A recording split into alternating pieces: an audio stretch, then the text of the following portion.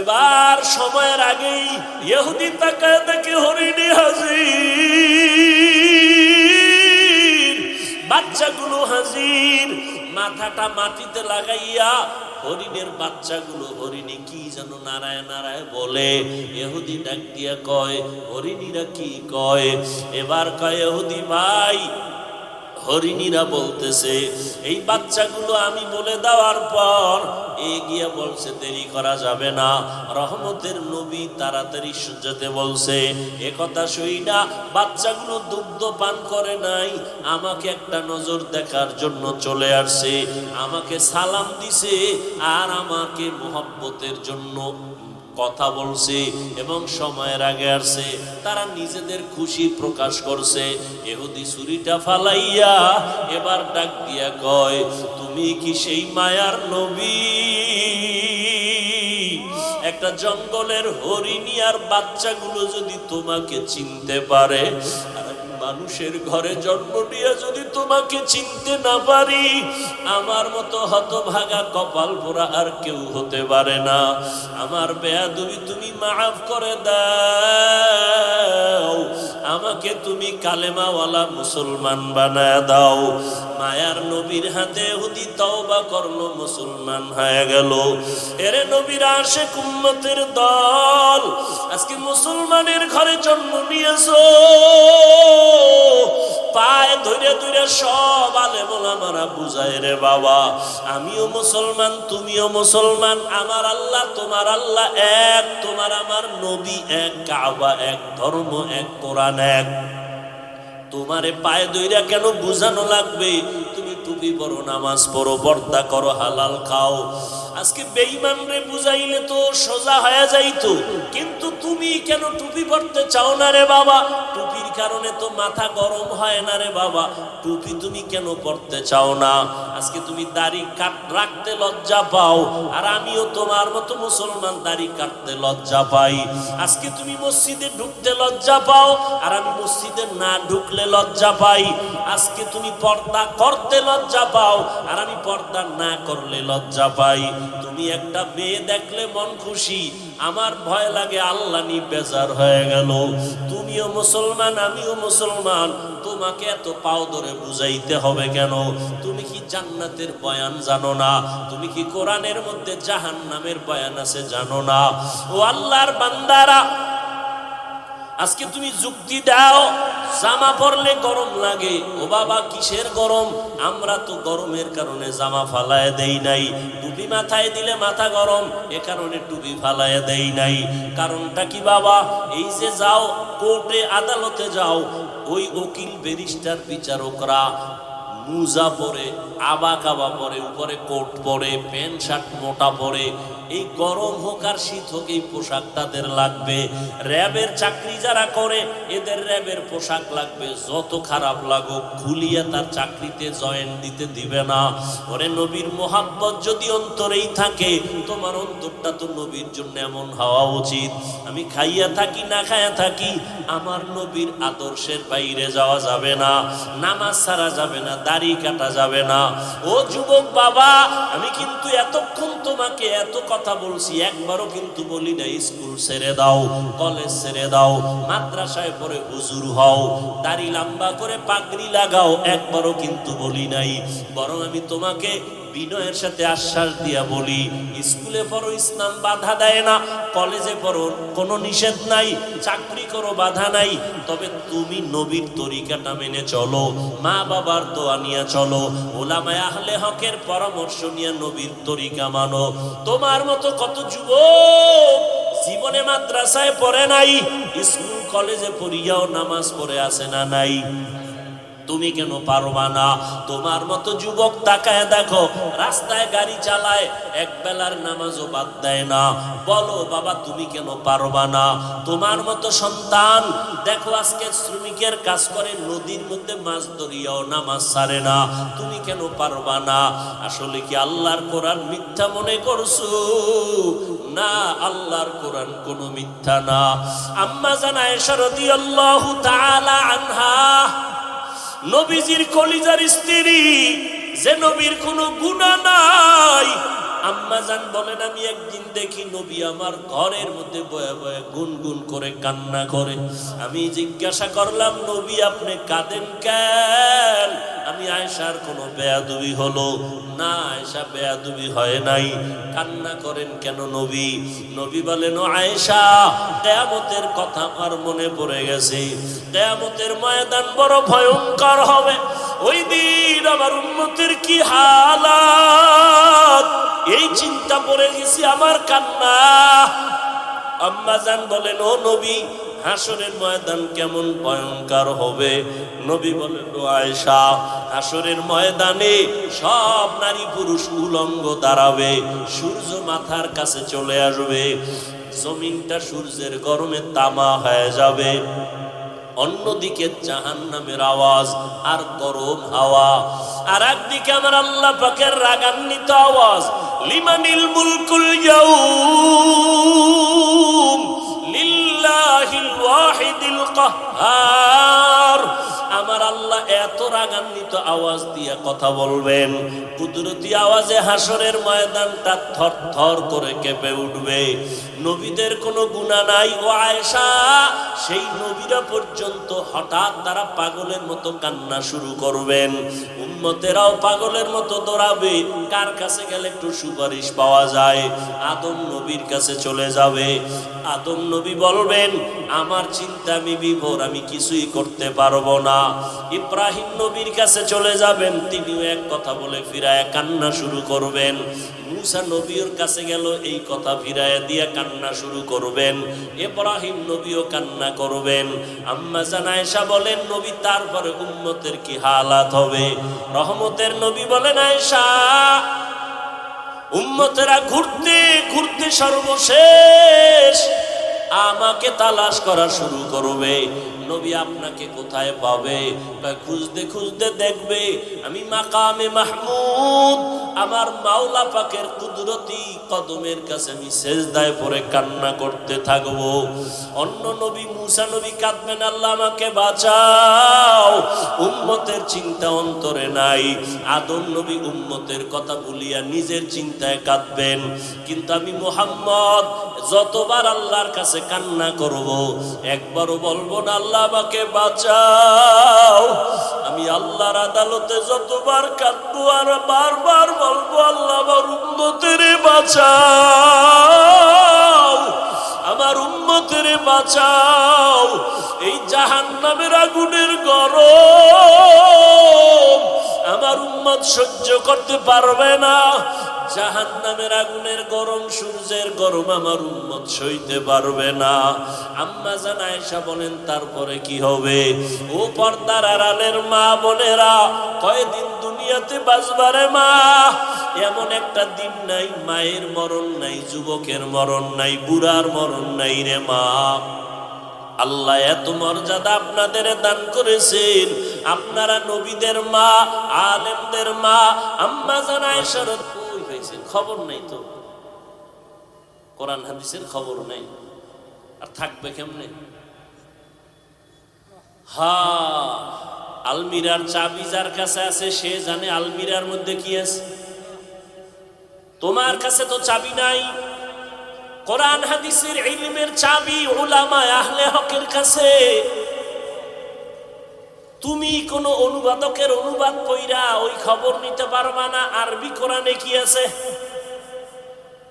হাদিসের ব্যাখ্যা গ্রন্থ আরবি কিতাবের মধ্যে কি আছে, যারা উলামা আহলে হক, যারা মুহাদ্দিস, যারা মুফাসসির ভালো করে জানেন। তুমি শুধু কারো লেখা অনুবাদ বাংলা পড়ো, ইংলিশ পড়ো, এগুলো ভিতরের খবর সব তুমি জানতে পারবা না। তুমি বাংলা কোরআনের তরজমা একজনে লিখে দিছে, এখন তুমি পড়ছো ওয়ালা দলিন, আছে না? অর্থ কি? দলিন মানে গোমরাহ, পথভ্রষ্ট, ঠিক না? ও আল্লাহ, তুমি যাদের পথভ্রষ্ট করেছো ওদের পথ থেকে তুমি তোমার কাছে পানাহ চাই। দলিন, দলান অর্থ কি? গোমরাহ। বুঝেননি? বুঝেননি? খুব বুঝেন। ওয়ালা দলিন, গোমরাহ, পথভ্রষ্ট। এই শব্দ আরো কয়েক জায়গায় আছে না নাই? ওয়াদ-দুহা ওয়াল-লাইলি ইযা সাজা মা ওয়াদ্দা'আকা রাব্বুকা ওয়া মা ক্বালা ওয়ালাল আখিরাতু খায়রুল লাকা মিনাল উলা ওয়ালা সাওফা ইউ'তিকা রাব্বুকা ফাতারদা আলাম ইয়াজিদকা ইয়াতীমান ফাআওয়া ওয়া ওয়াজাদাকা নবীরে কয় নবী ওয়া ওয়াজাদাকা দাল্লান ফাহাদা, আপনাকে পাইছি দল্লানের মধ্যে আমি হেদায়েত দিয়ে দিছি। তাহলে ওয়ালাদ দল্লিন অর্থ কি? গোমরাহ। এখানেও হইছে দল্লান, একই শব্দ। তুমি বলবা নবী গোমরাহ, তোমার ঈমান থাকবে? একই শব্দ। এখানে তুমি কি তর্জমা করবা? কয়টা যার কাছে আলমিরার চাবি আছে সে এর ব্যাখ্যা ভালো বুঝবে, উলামায়ে আহলে হক। তুমি বাংলা কোরআন পড়ে বুঝবা না, তুমি তো এভাবেই তর্জমা করবা যে ওখানেও দল্লিন হেনো দল্লান একই অর্থ, তো নবীও গোমরাহ। তোমার জাবানে নবীকে গোমরাহ বলা এটা চূড়ান্ত বড় বেয়াদবি। সাবধান। এজন্যই তো খাঁটি আল্লাহর প্রিয় বান্দা যারা অভিজ্ঞ, যারা তাদের অনুসরণ করা লাগে। বড় ডাক্তার হলে ওই এফসিপিএস, এফআরসিএস, এমবিবিএস এর সার্টিফিকেট নিলে হবে না। অভিজ্ঞ বড় ডাক্তারের শরণাপন্ন হইয়া প্র্যাকটিক্যাল ট্রেনিং দিতে হবে, ঠিক নি? ইঞ্জিনিয়ার বড় হতে হলে লেখাপড়ার সার্টিফিকেট যথেষ্ট না, অভিজ্ঞ ইঞ্জিনিয়ারের সাথে সময় লাগাতে হয়। দুনিয়ার লাইনে বড় হতে হলে বড়দের পেছনে যেতে হয়। আখিরাতের লাইনে বড় যদি হতে চাও, আখিরাতের লাইনে যারা বড় তাদের পেছনে কেন সময় দিবা না? দুনিয়া বুঝে আখিরাত বুঝে না, এনে বাঁকা হয়ে গেছে। আল্লাহওয়ালা যারা খাঁটি আল্লাহর গোলাম তাদের আল্লাহ পাওয়ার দান করেন। আল্লাহ বলেন সাবধান, এই পাওয়ার আমি সবাইকে দেই না, যারা তাকওয়ার উপরে চলে আমি আল্লাহ তাদেরকে দান করি। কোথা থেকে কোথায় গেলাম জানি না, তবে এই কথাগুলো এই ময়দানে বোধহয় রোগ আছে, রোগের ঔষধ হিসেবে আল্লাহ বের করতেছেন। কারণ মুখস্থ করে বয়ান করা যায় না, আবার দেখাও যায় না। আল্লাহ যা বের করবেন তাই বয়ান হবে। কোন কথার পরে কোন কথা বলবো এটা কি সম্ভব লেখা মুখস্থ করে? কোনোদিন না। এতটুকু বলি, আল্লাহ এখানে যে কথা প্রয়োজন এই কথা বের করে দাও, এই আয়াত দিয়ে তো শত বয়ান করেছি, কিন্তু এই কথা তো অন্য জায়গায় হয় না। সব আমার আল্লাহ পাকের দয়া মেহেরবানি।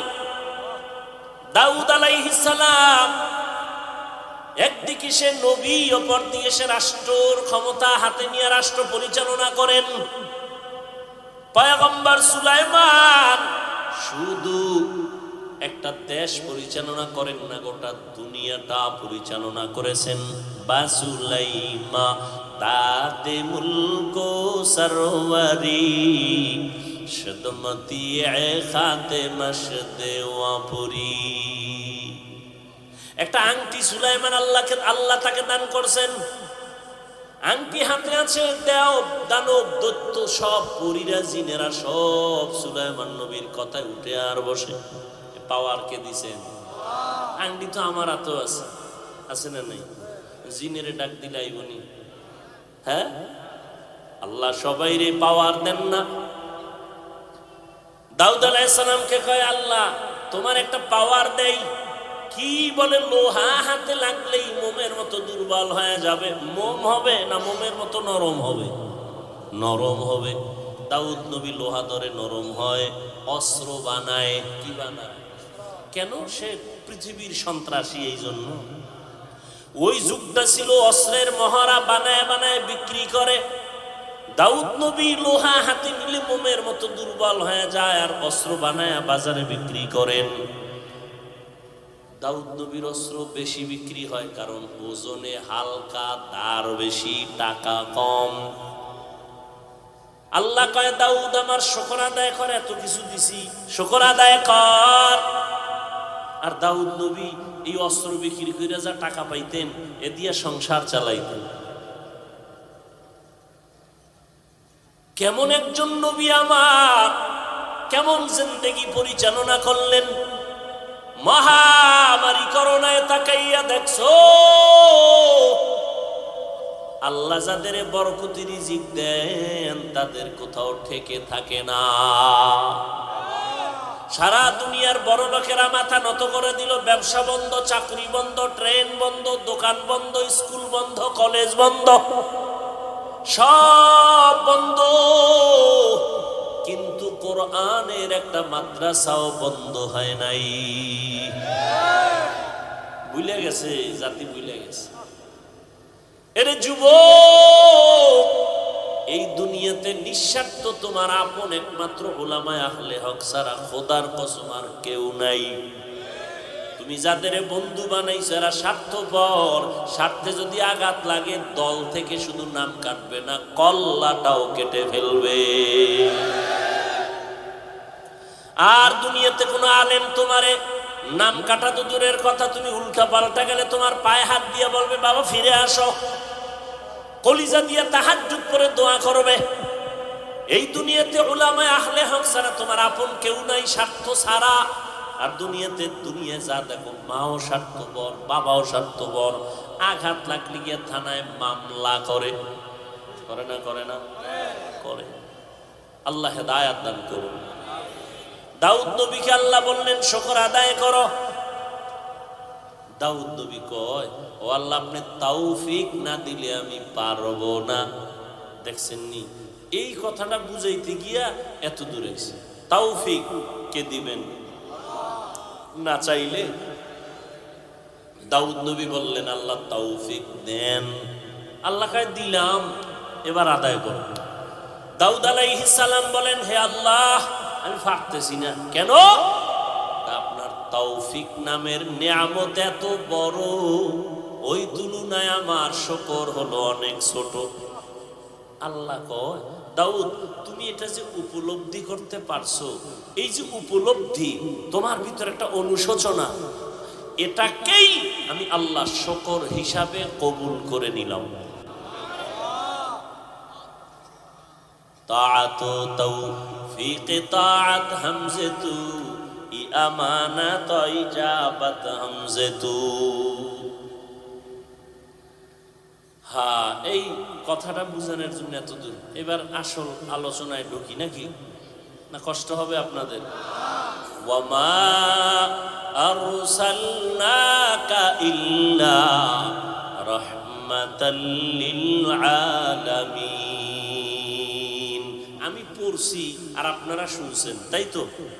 আমি যতটা সওয়াব পাইছি আপনারা শুধু শুনছেন, অতটাই সওয়াব পেয়ে গেছেন। আরো আস্তে করে বলেন। আল্লাহ আস্তে বললে শুনে না? শুনে তো জোরে বলার দরকার কি? কত যুক্তিবাদী এরকম আছে না? ওই যুক্তিবাদীরে কও তুমি ফজরের সময় ইমাম রেখে, ইমাম সাহেব আল্লাহ আস্তে কইলে হুনে নি, কহা হুনে, তাহলে জোরে সুরা করার দরকার নাই, ফজরে আস্তেই বলো। যুক্তি চলবে? যুক্তি দিয়া তাসলিমা নাসরিনের মতো বেশ্যা হওয়া যায়, নাস্তিক হওয়া যায়, আল্লাহ পাওয়া যায়। যুক্তি দিয়া আল্লাহ পাওয়া যায় না। তাআত তৌফিক তাআত হামজাতু ই আমানাত ওয়া ইজাবাত হামজাতু। আল্লাহ পাক বলেন, হে রাসূল করিম সাল্লাল্লাহু আলাইহি ওয়া আলিহি ওয়াসাল্লাম, নবীর নামে একবার পড়ছি সাল্লাল্লাহু, কোনো লাভ আছে না ক্ষতি? একবার পড়বেন 3টা পুরস্কার, 10টা নেক মাফ, নেক আমল নামায় যোগ হবে, 10টা গুনাহ মাফ হবে। আল্লাহর আদালতে 10 গুণ মর্যাদা বেড়ে যাবে। हर के बाशुद आमिले सल्लु मुदम आतिशे दोज़ुख शवद बरवे हराम। আল্লাহ বেশি বেশি দরুদের আমল করার তৌফিক। জেলাফি না থাকলে দরুদ পড়তে ভালো লাগে কত? কি চট্টগ্রামের মানুষ, দরুদ বেশি হবে না কম? তাহলে 10 মিনিট হইরে বইয়া যান কেন? পড়লে পড়বেন সারা রাত। থানবী রহমতুল্লাহের নাম শুনছেন? কথা কেন? তো এক জায়গায় গেছে, এখন ওখানে সবাই ক্যাম্প করে। কি করে? দরুদে ক্যাম্প করে। এখন থানবীকে বলে, হযরত আমাদের এখানে তো ক্যাম্প করে, আপনি কি করবেন? তোমরা কি করবা? করলে কিন্তু করতেই হবে, আর না করলে কিন্তু নাই। কাহা করবই। থা নবী রহমতুল্লাহ লেখা দাঁড়াও। পড়তেছে পড়তেছে পড়তেছে পড়তেছে পড়তে পড়তে মাগরিব থেকে এশা, এইবার কয় বন্ধ, এশা পড়ো। এশার পর আবার দাঁড়াও। এইবার 12টা 1টা 2টা দিক দিয়ে যারা ছিল, ডানে নাই বামে নাই, কে কোন দিক দিয়ে কই গেছে, মারেফতের লাইনে রসুলের লগে লাইন হয়ে গেছে, খবর নাই কেউ। থানবি তাকায় দেখে 2-3 জন সারা কেউ। কয় হুজরা গেরা গেল কেউ? কয় সব এদিকে দিকে। ব্যাপার কি? এই তুমি এদিকে দিকে গেলা কেন? তুমি কি আসলে নবীর দুশ্মন নি? কয় না। কথা আপনি এতক্ষণ পড়বেন? আমি বলছি না, পড়লে পড়তেই হবে, রসুলের শান বলতেই হবে, দরুদ পড়তেই হবে, পড়তেই হবে। কয়বার? কয়বার নাই, পড়তেই থাকো। জিব্বা চলবে যতবার, দরুদ চলবে শতবার, 1000 বার, কোটি বার। বসে আছো পড়ো, দাঁড়ায় আছো পড়ো, হাঁটতেছো পড়ো, বিছানায় শুয়ে শুয়ে পড়ো। চলবে না? নাকি দরুদ পড়লেই দাঁড়াইতে হবে? তাহলে তোমার ঘুমানো লাগবে দাঁড়াইয়া, তুমি হুইয়া ঘুমাইও না। যাও তুমি দাঁড়াইয়া দরুদ পড়বা আর ঘুমাবা। তাহলে হুইয়া হুইয়া পড়লে বেদবি হবে, তো দাঁড়াও, তোমার ঘুমও দাঁড়াইয়া। কি আমার রসুলের দরুদ কমানো যাবে না, বাড়াতে হবে।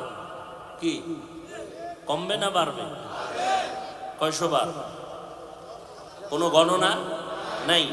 অতএব তুমি বসে আছো পড়ো, হাঁটতেছো পড়ো, শুয়ে আছো পড়ো। যদি যুক্তি দাও না পড়লেই দাঁড়াইতে হইব, তাহলে ঘুমাইলো দাঁড়াইব আর পড়ো। ওই যে বললাম, যুক্তি দিয়া নাস্তিক হওয়া যায়, বেয়াদব হওয়া যায়, আল্লাহ পাওয়া যায় না।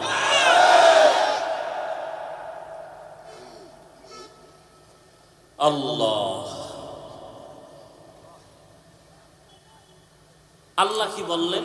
হে রাসূল করিম সাল্লাল্লাহু আলাইহি ওয়াসাল্লাম, আপনাকে আমি দুনিয়াতে পাঠাই নাই, হ্যাঁ পাঠিয়েছি জগৎ সমূহের রহমত হিসাবে। এ হলো আয়াতের তরজমা। এবার আসেন হাদিস। নবী বলেন, কুল্লু উম্মতি ইয়াদখুলুনাল জান্নাতা ইল্লা মান আবা। সব উম্মতরা জান্নাতে যাবে। নবী কয় সব উম্মত জান্নাতে যাবে, কিন্তু যে আমি মুহাম্মদ রে মানে না সে যাবে। কিলা মান আবা। এই উঠা বসা করলে মোনাজাত দিব। আল্লাহ তো বৃষ্টি দেওয়াই ভালো ছিল। কিছু মানুষ হয়েছে শুকর আদায় নেই, নেমো খারাম পাইলে আরো চায়। এক বুড়ি বলতেছে, ইতিহাসের পৃষ্ঠায় দেখছি মুসা নবীকে, ও মুসা কই যাও? আল্লাহর সাথে কথা বলতে চাই। আমার 2টা প্রশ্ন আছে, একটু জিগে তো। কি কয়? আল্লাহ আমার বানাইছে কেন? একটা ভাঙ্গা ঘরে থাকি, হুদা আমার কোনো কষ্ট জীবন বানানোর দরকারটা আছে কি? তো মুসা নবী আবার ফেরার পথে কয়, ও মুসা জিগেই শুনি। কহ তো কি কইছে? আল্লাহ কয় শুকর আদায় করো। আমার ঘর নাই, নিয়ামত পাইলে না শুকর আদায় করো? কিছুই তো পাই না, আছে একটা ভাঙ্গা দরজা নাই। এ কওয়ার পর একটা বাতাস ওই জেডু ছিল এডু নিয়ে গেছে। বুড়ি কয়, আল্লাহ তুমি মাফ করে দাও, এটাও একটা আমার জন্য কি নিয়ামত। তো প্রতিদিন বৃষ্টি, বৃষ্টি তো হওয়াই দরকার ছিল। আল্লাহ সুযোগ দিছে, গ্রহণ করেন না। মন চাইছে বসছেন, মন চাইছে উঠে গেছেন, মন চাইলে পান খাইতেছেন, মন চাইলে বিড়ি টানতেছেন, চা পান করতেছেন। না মস্কারি মনে করছেন কোরআনের মাহফিল রে, নাটকের মঞ্চ মনে করছেন? মন চাইলে বসবেন, মন চাইলে উঠে যাবেন। এই মজলিসটার দাম কত আপনার জানা আছে? রহমতের নবী বলেন, কেউ যদি উলামায়ে আহলে হকের মজলিসে দ্বীনের কথা শোনার জন্য ঘর থেকে বের হয়, প্রত্যেকের সাথে আমার আল্লাহ 70,000 রহমতের ফেরেশতারে কাফেলা বানায়া পাঠায় দেয়।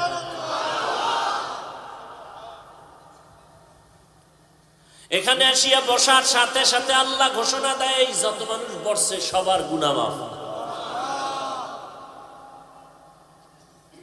2 ঘন্টা না খাইলে মরবেন, আর পান খাইলে পেট ভরবে, পানি পান করলে পেট ভরবে। আসলে এখন তো মিডিয়া এক জ্বালা। আমরা যাদের নেক দোয়ায়ের দূর আসছি, এরা বয়ানে যখন বসছে দেখছি কির মুরব্বী আর বুড়া গুড়া সামনে কথা কইছে, সামনে যা পাইছি না মারছে গায়ে। সামনে যা পেয়েছে একজন পান খাই দিয়েছে, আর কি ধাম করে থাপ্পড়। কি মনে করছো বয়ান এমনি সোজা? তো হেদায়েতের রহমতের বৃষ্টি আসা এত সোজা?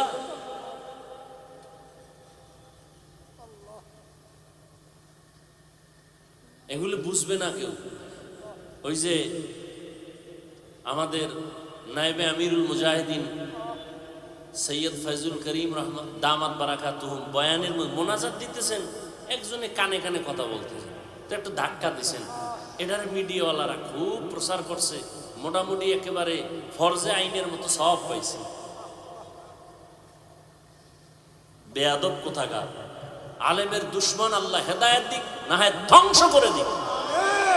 যারা আলেমের পেছনে ষড়যন্ত্র করে, দুশ্মনী করে, মানুষের কাছে ইজ্জত নষ্ট করে, আল্লাহ হেদায়েত দিক না হয় ধ্বংস করে দিক।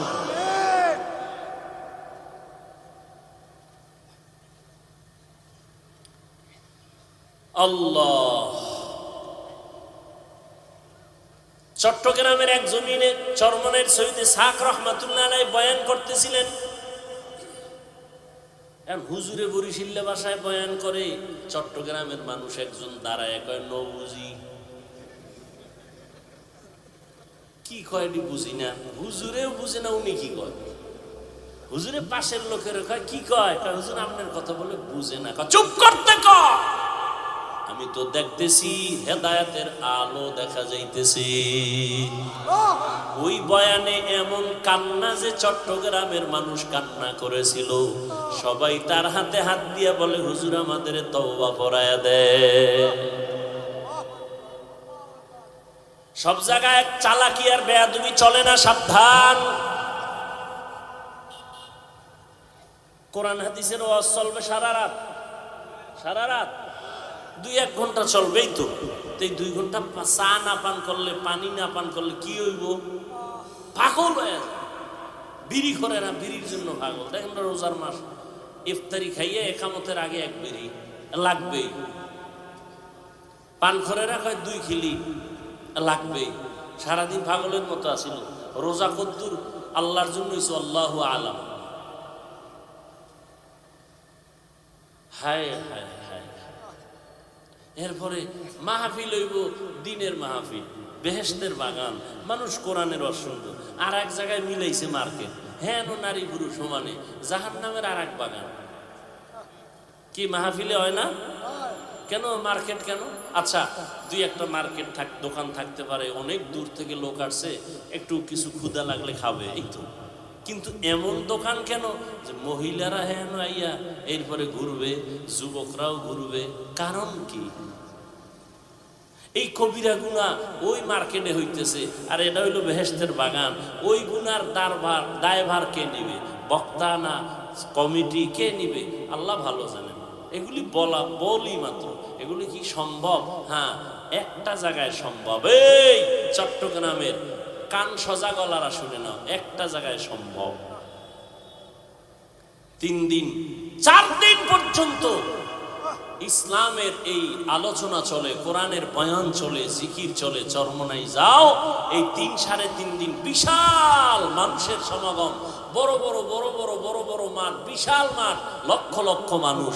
3-3.5-4 দিন ঘুরবা, একটা মহিলা কেন, একটা মেয়ে বাচ্চাও খুঁজে পাবা।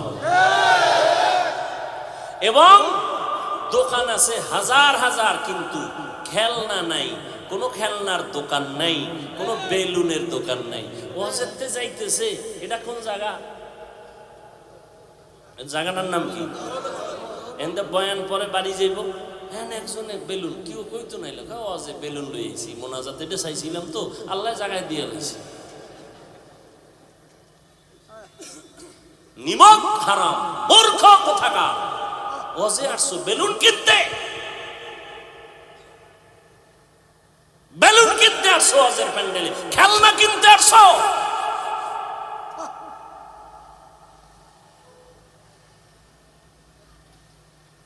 আল্লাহ আমাকেও মাফ করেন, আপনাদেরকেও মাফ করেন।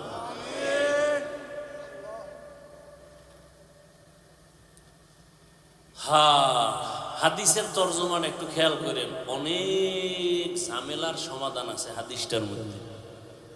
নবী কি বললেন? সব উম্মত জান্নাতে যাবে, যারা আমি মুহাম্মদকে মানে না, অস্বীকার করে তারা যাবে। সাহাবায়ে কেরাম বললেন, নবী একটু বলবেন আপনাকে কে মানে কে মানে না? নবী এবার জবাব দেন, মান আতাআনি দাখালাল জান্নাহ ওয়া মান আসানি ফাকাদ আবা। যে আমার অনুসরণ করে জান্নাতি, যে বিরোধিতা করে সে আমাকে অস্বীকারী জাহান্নামী। তরজমা শেষ। এবার হাদিস দিয়ে একটু খুব চিকন কথা খেয়াল করবেন, আমাকে জবাব দিতে হবে আপনাদের। নবী বলছেন সব উম্মত জান্নাতে যাবে, যারা আমি মুহাম্মদকে অস্বীকার করে তারা জান্নাতে। এবার খেয়াল করেন, সাহাবায়ে কেরাম প্রশ্ন করলেন, ইয়া রাসূলুল্লাহ আপনাকে অস্বীকার করে কারা, একটু জানতে চাই। এখন নবী জবাবটা কি দেয় শুনেন। সাহাবায়ে কেরাম বললেন, ইয়া রাসূলুল্লাহ আপনাকে অস্বীকার করে তারা কারা? নবী জবাব দিতে গিয়ে বললেন, মান আতাআনি দাখালাল জান্নাহ। যে আমার অনুসরণ করে, অনুকরণ করে, ইত্তেবা করে, ইতাআত করে, জান্নাতি। প্রশ্ন কি করছে? আপনাকে অস্বীকার করে কারা? নবী যে প্রথম কথাটা বললেন, প্রশ্নের জবাবের লাগে খবরই নেই। সাহাবায়ে কেরাম বললেন, রাসূল বলেন কারা আপনাকে অস্বীকার করে মানে না? নবী ওই জবাবটা ডাইরেক্ট না দিয়ে একটু শেষে কথা বললেন, কিন্তু প্রথম বললেন যে আমার অনুসরণ করে, অনুকরণ করে, ইত্তেবা করে, ইতাআত করে সে জান্নাতি। তার মানে হলো সে নবী মানে, সে নবী। আচ্ছা এবার বিপরীত কথা কি দাঁড়াবে? এটা আপনাকে বলতে হবে। যে নবীর অনুসরণ করে জান্নাতি, তো বিপরীত কথা কি দাঁড়ায়? যে নবীর অনুসরণ করে না সে নবী মানে। কিন্তু নবী এ কথা বলেন নাই। তো নবী কি বলছেন এই পয়েন্টটা খেয়াল করেন। নবী বলছেন শেষে, মান আসানি ফাকাদ আবা। যে আমার বিরোধিতা করে সে আমাকে অস্বীকারী হিসাবে জাহান্নামে যাবে। আমার অনুসরণ করে না সে আমাকে অস্বীকার করে। নবী এটা বলেন নাই, বরং নবী বলছেন যে আমার বিরোধিতা করে সে আমাকে অস্বীকারী হিসাবে জাহান্নামে যাবে। এখান থেকে কি বুঝলেন? দুইটা পয়েন্ট বুঝলাম। নবীর অনুসরণে যারা নাই এরা দুই দল। নবীজির অনুসরণ যারা করে না এরা কয় দল? দুই দল। এক দল দরদি আর এক দল বিরোধী। একদল দরদি আর একদল বিদ্রোহী আর একদল আগ্রহী। আচ্ছা একটু উদাহরণ দেই। কথার কথা একদম যুবকের জিজ্ঞাসা, এই যুবক নবীজির মহব্বতে দাড়ি রাখো না কেন, টুপি পরো না কেন? খেয়াল করেন, যুবক কয় হুজুর আসলেই নবীজির মহব্বতের আদর্শের দাড়ি রাখা দরকার, টুপি পরা দরকার, পারি না, চেষ্টা করি, একটু দোয়া করেন। এরম নাই? এবার জবাব দাও, এই ছেলেটা কি বিদ্রোহী না আগ্রহী, বিরোধী না দরদি? তাহলে তারে গালি দেওয়া যাবে? যাবে না। আর এক যুবকের এদিক দিয়ে জিগাইলাম, কথার কথা, তুমি আবার আমার দিকে মনে করেন আমি তোমারই কইছি। একজনের ধরলাম, এই যুবক তুমি নবীর আদর্শে দাঁড়িয়ে রাখো না কেন? আমার কথাটা শেষ না হতে চুম্বুকের মতো বলে, না রাখলে শুনে দেখি। এরকম বেয়াদব আছে না?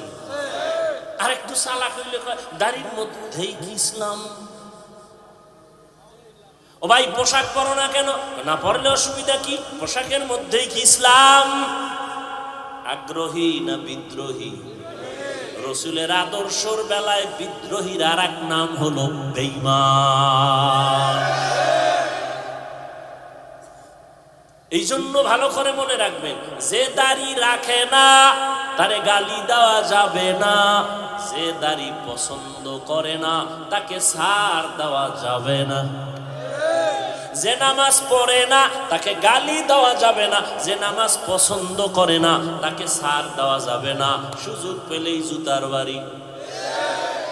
আগ্রহীর নাম মুমিন, বিদ্রোহীর নাম বেঈমান। আগ্রহী আজ না কাল হেদায়াত পাবে, বিদ্রোহীর কপালে হেদায়াতও আসবে না। বুঝেননি? একটা উদাহরণ আগে দিতাম, এখনো দেই। উদাহরণটা এটা একটা উদাহরণ, এটা বাস্তবতার সাথে অনেক সময় মিলে, অনেক সময় মিলে না। উদাহরণ কেন? মূল কথা বুঝার সহায়ক।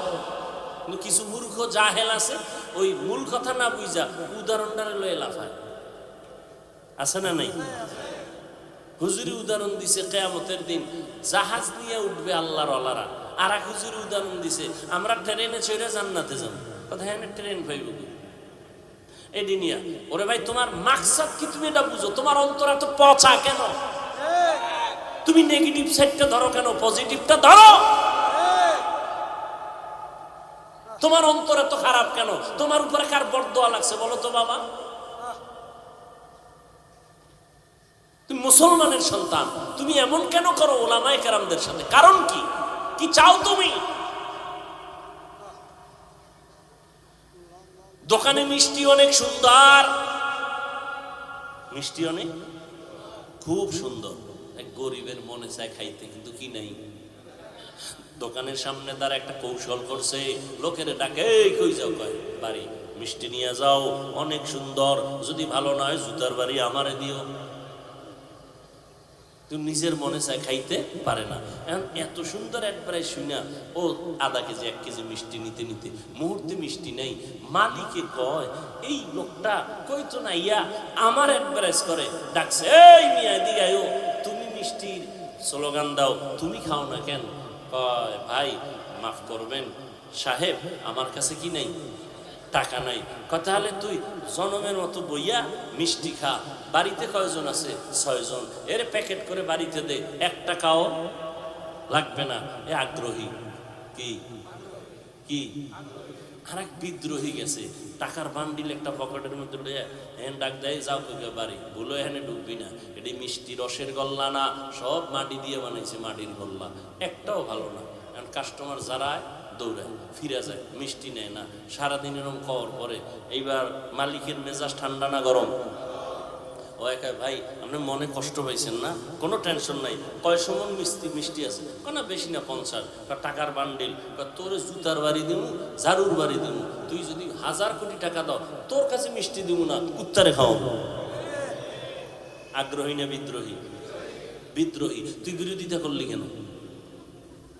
টুপি পড়তে পারো না, দাড়ি রাখতে পারো না, নামাজ পড়তে পারো না, আফসোস থাকবে অন্তরে। বিরোধিতা কেন? টুপি না পড়লে অসুবিধা কি? এই বেয়াদবি কথা বলার সাহস তোমাকে কে দিয়েছে? দাড়ি না রাখলে অসুবিধা কি? এই কথা বলার সাহস তোমাকে কে দিয়েছে?